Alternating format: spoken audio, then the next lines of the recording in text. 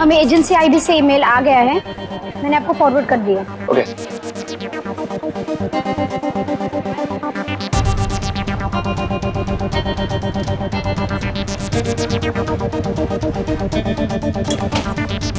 Sir, वो agency IB की mail आ गई है।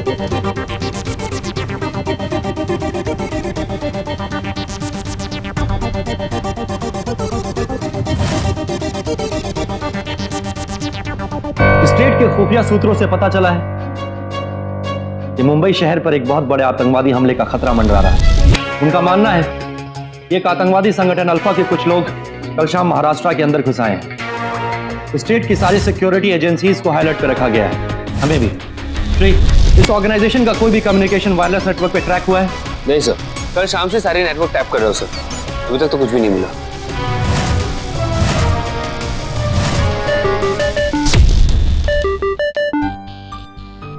हेलो, हम हेडक्वार्टर्स में ही वेट कर रहे हैं। या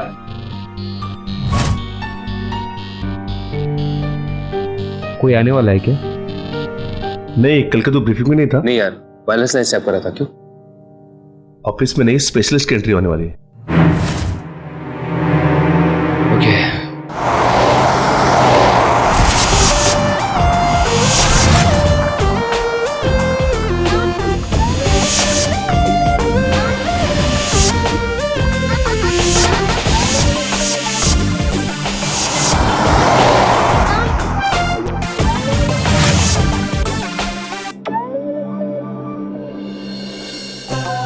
फोरेंसिक एक्सपर्ट? हाँ वही, तो लाश का पोस्टमार्टम करते हैं। और अभी और चंद्रकांत पाटिल, फोरेंसिक एक्सपर्ट का मतलब मुझे पता है। मैं ये पूछ रहा हूँ कि ये नया बंदा आया कहाँ से? बंदा नहीं, बंदी। क्या बात कर रहा है? बंदी मतलब लड़की? हाँ श्रीकांत सेन, बंदी मतलब लड़की। ये सबने रिकमेंड किया है क्योंकि उन्हें ऐसा लगा कि लड़की हमारी टीम के लिए बहुत अच्छी रहेगी। काम में बहुत तेज है। नाम है Lisa D'Cruz.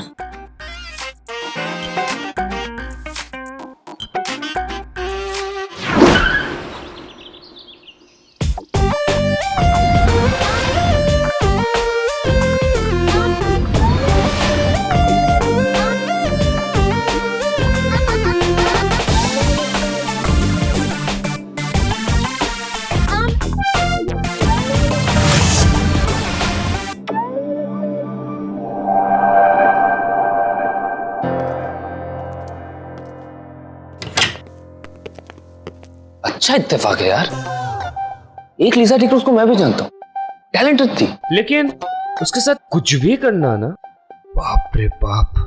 Oh, I hope वो वाली लीसा डिक्रूज मेरे लाइफ में कभी ना आए।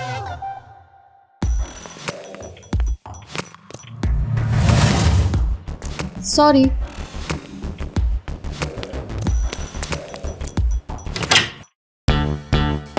हाय गाइस। हाय टीम, ये हमारी टीम की नई मेंबर लीसा डिक्रूज। आज से हमारे साथ एज अ फॉरेंसिक एक्सपर्ट काम करेगी। और मैं तुम्हें अपनी टीम से मिलवाता हूँ। ACP Arjun Suryakant Raute. Hello sir. Ayesha Kapoor. Hi. Chandrakant Patil और छोटू। और ये किसका किसे?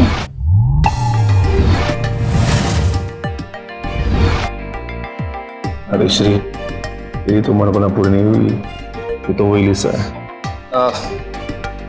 हम दोनों कॉलेज में एक साथ थे। स्पेकी, साथ तो हम कभी भी नहीं थे, हम तो हमेशा आमने सामने थे फर्स्ट पोजीशन के लिए। वैसे स्पेकी सेन भी बहुत इंटेलिजेंट हुआ करता था, बट रिजल्ट। इतना पीछे क्यों देख रही हो लीसा?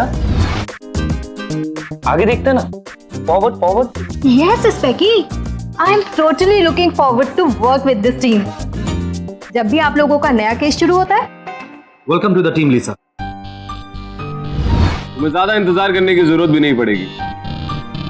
हमारी टीम में शांति जरा कमी रहती है, एक केस खत्म नहीं होता कि दूसरा शुरू हो जाता है, तो वेलकम। ग्रेट, ये तो और भी अच्छी बात है।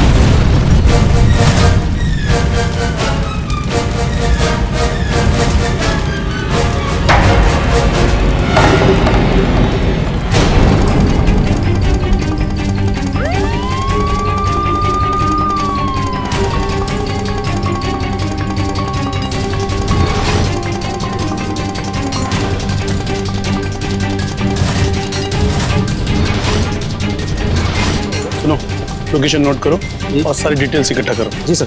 ओके।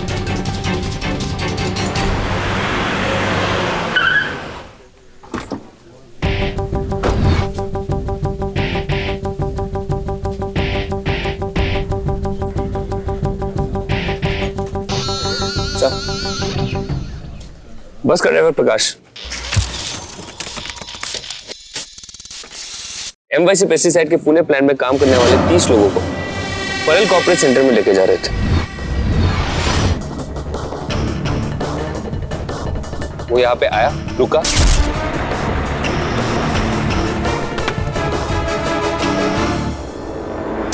और जैसे वहां झाड़ी के पीछे गया एक जोर का धमाका हुआ।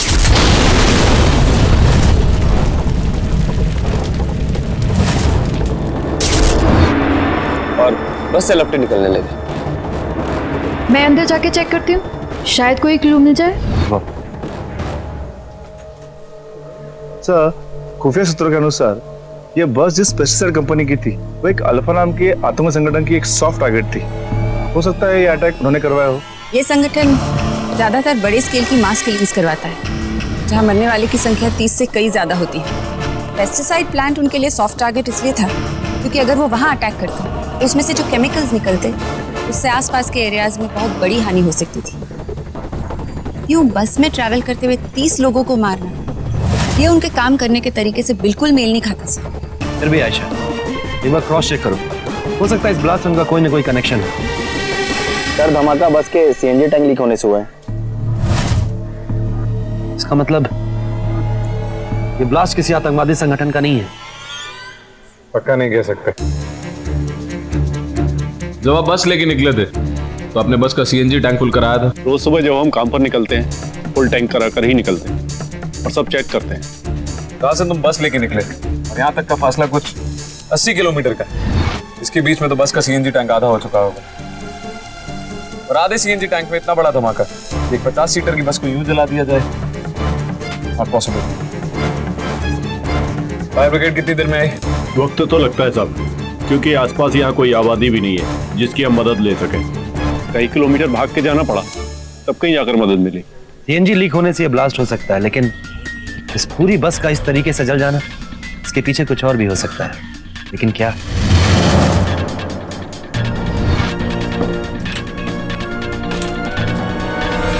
साहब, मुझे नहीं पता ये सब कैसे हुआ, क्यों हुआ। कमाल है, ब्लास्ट से ठीक पहले तुम बस के बाहर निकल आए और बाकी जितने भी लोग बस के अंदर थे उन सब की जल के मौत हो गई। स्ट्रेंज। आप मेरा विश्वास कीजिए, मेरा इसमें कोई हाथ नहीं है, मैं सच कह रहा हूँ। बस में जितने भी लोग बैठे थे सब फैक्ट्री में ही काम करते थे। हाँ साहब, वैसे हमने उन्हें देखा नहीं था क्योंकि हम तो सीधा ड्राइवर केबिन में घुसे थे। कंपनी ने हमें जो लिस्ट दी थी उसके अनुसार प्लांट के डिवीजन में काम करने वाले लोग ही थे। क्या तुम उनमें से किसी को भी जानते थे? नहीं साहब, लेकिन सुबह कंपनी से फोन आया था कि परेल के दफ्तर में कुछ लोगों को लेकर जाना है किसी ट्रेनिंग कार्यक्रम के लिए। साथ में यह भी बोला गया था कि ये लोग रात की शिफ्ट में काम कर रहे थे, इसीलिए सो रहे थे। परेल में 12:30 बजे पहुंचना था, इसलिए हम प्लांट से 8:30 बजे निकले और यहाँ 10:30 बजे हमने ये बस पार्क की तो झाड़ियों के पीछे गया ही था कि ये धमाका हो गया। उस पेस्टिसाइड फैक्ट्री में जाके पता करना होगा। मुझे ऑफिस जाना होगा। ये कुछ पीसेस मिले हैं, इनके लैब में टेस्ट करने होंगे। क्विक। Yes sir. हमारे मजदूर भाइयों, ये कंपनी हमारी है और यहाँ हमसे जानवरों से भी बदतर सुलूक किया जाता है, जो हम कतई सहन नहीं करेंगे। हम इंसान हैं और हमसे इंसानों की तरह ही सुलूक होना चाहिए। ज्यादा नहीं, वही मांग रहे हैं जो हमारा अधिकार है। यदि हमें हमारा अधिकार नहीं मिला तो हम काम रोक देंगे। हमारे जिन 20 भाइयों की बम धमाके में मौत हुई है, उनके परिवार को सही मुआवजा दिलाना भी उनका अधिकार है और हम उन्हें ये अधिकार दिलाकर रहेंगे।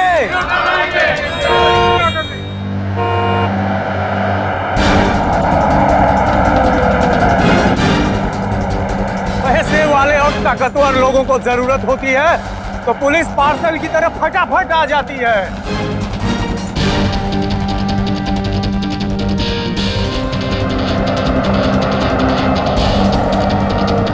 हमें अपने मजदूर भाइयों की भलाई के लिए चुप नहीं बैठना है, आवाज उठानी ही होगी। ललकारना होगा इन मिल मालिकों को। आवाज उठाइए, मजदूर यूनियन जिंदाबाद, मजदूर यूनियन जिंदाबाद।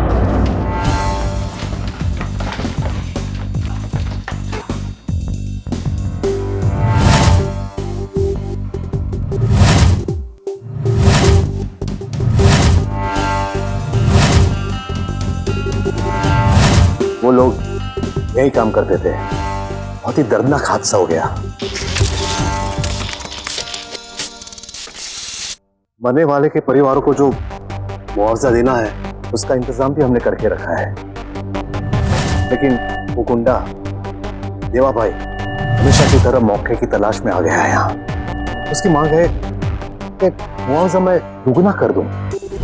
अभी तक की तहकीकात से जो पता चला है वो ये है कि उस बस के सीएनजी सिलेंडर के साथ किसी ने छेड़छाड़ की थी, जिसकी वजह से ये धमाका हुआ और सारे वर्कर्स मारे गए। तो ऐसा है जो आपको या आपकी कंपनी के रेपुटेशन को नुकसान पहुंचाना चाहता हो? हाँ, पिछले हफ्ते यही देवा भाई जो लोगों का नेता बन के घूम रहा है जबरदस्ती मेरी ऑफिस में घुस आया था। उसकी मांग थी कि मैं वर्करों की तनख्वाह डबल कर दूं, लेकिन उसका असली मकसद कमीशन है जो उसे वर्करों की तनख्वाह से मिलती है। जब उसकी मांग मांगने से मैंने इनकार कर दिया तो मुझे धमकी देकर गया।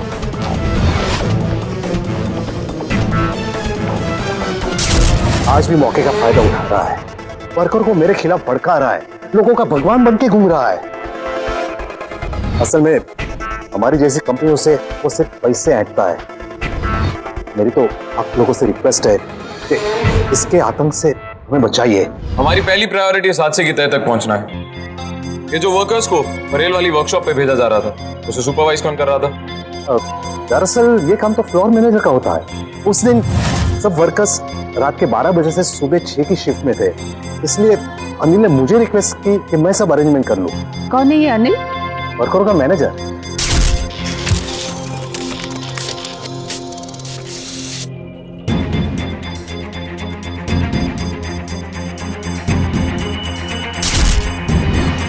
इसका मतलब जितने वर्कर्स बस में थे वो सारे वर्कर्स रात को 12 बजे से लेकर सुबह 6 बजे तक काम कर चुके थे। तो फिर दोपहर को 12:30 बजे उन सबको ट्रेनिंग सेशन में क्यों भेजा जा रहा था? उन्हें सुना नहीं था? ये बात सुन के मुझे भी ताज्जुब हुआ था, लेकिन अनिल के संबंध वर्कर के साथ इतने अच्छे थे कि जब उससे कहा कि वर्कर खुद जाना चाहते हैं तो मैं भी मान गया। मैंने ही कॉर्पोरेट ऑफिस में फोन करके ट्रेनिंग सेशन अरेंज करवाया। ये बस में जो भी वर्कर्स थे उनकी कोई लिस्ट मिल सकती है? जी हाँ, मैंने मेरे असिस्टेंट को बोल दिया है लिस्ट तैयार करने के लिए। थैंक्स। ये रही सर, ये रही वो लिस्ट। हाँ,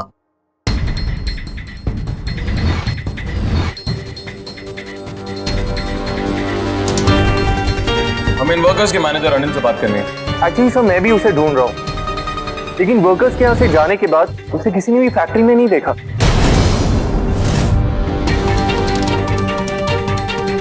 थैंक यू।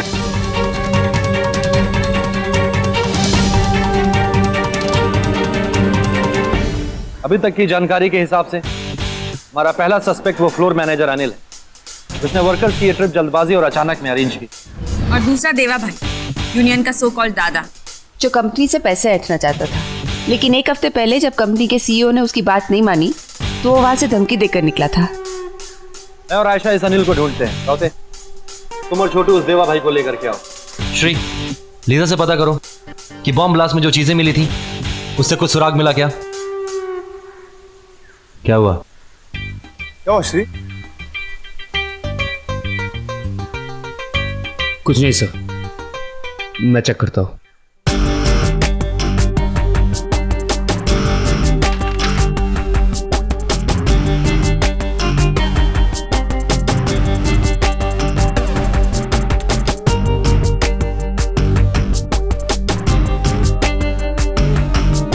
क्या हुआ सर?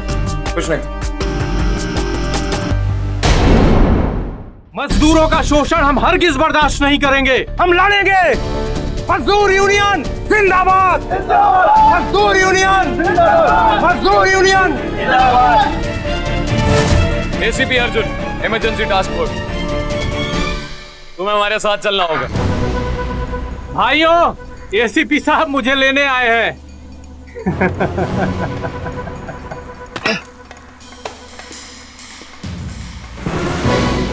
एसीपी साहब, ये धौंस गुंडे और मवालियों को दिखाइएगा। मैं इन मजदूरों का लीडर हूं और ये सब हमारी फौज है।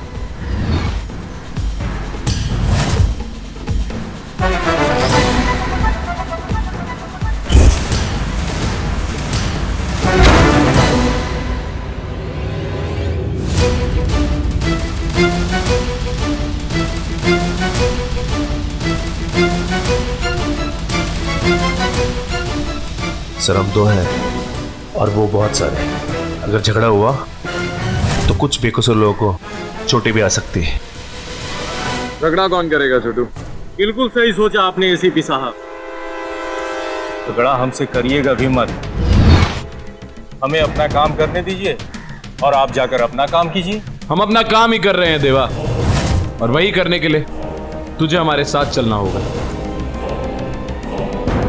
और क्या है ना देवा, हो गए तुम लीडर और होगी है तुम्हारी फौज, लेकिन मैं एक सिपाही हूं देवा, एक ऐसा सिपाही जिसका निशाना कभी नहीं चूकता। सर रुकिए अपने आप को। इंस्पेक्टर चंद्रकांत पाटिल, मुझे सिर्फ मैं ही रोक सकता हूं, समझे या समझाऊं? और तुम लोग, ये तुम्हारा देवा भाई, इस पे तुम्हारे ही 30 वर्कर्स के कत्ल का इल्जाम है।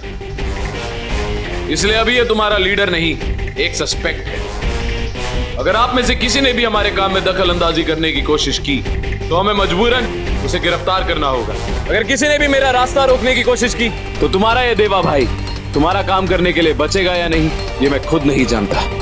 अभी के अभी सारा का सारा केस यही रफा दफा कर दूंगा। चल रुक जाओ।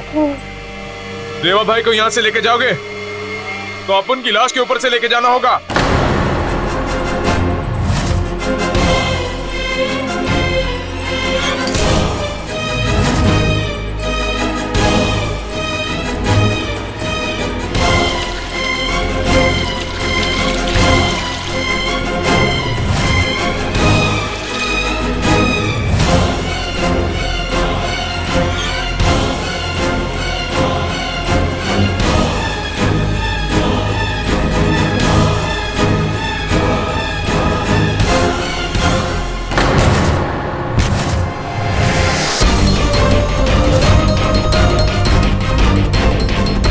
अगर हाथ इतना कांपेंगे तो लौ कैसे जलेगी सूरमा?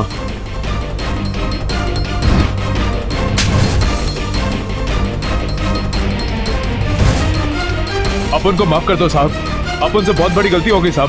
चल छोटू, इस पे आत्महत्या और सोशल न्यूसेंस के चार्जेस लगाओ, फिर चार्ज बदलो और दूसरे चार्ज लगाओ। एक चार्ज से बेल हो तो दूसरे में अंदर करवाओ।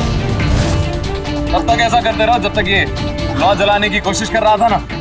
लौ के ऊपर हाथ रख के कसम ना खा ले, ये इसका आखिरी नारा।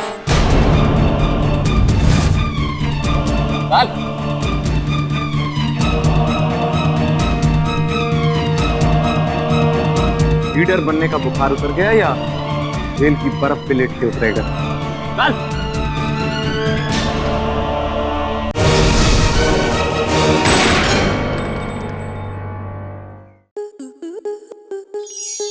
स्टार प्लस के ऐसे ही और बेहतरीन लम्हे देखने के लिए सब्सक्राइब करें हमारे YouTube चैनल को।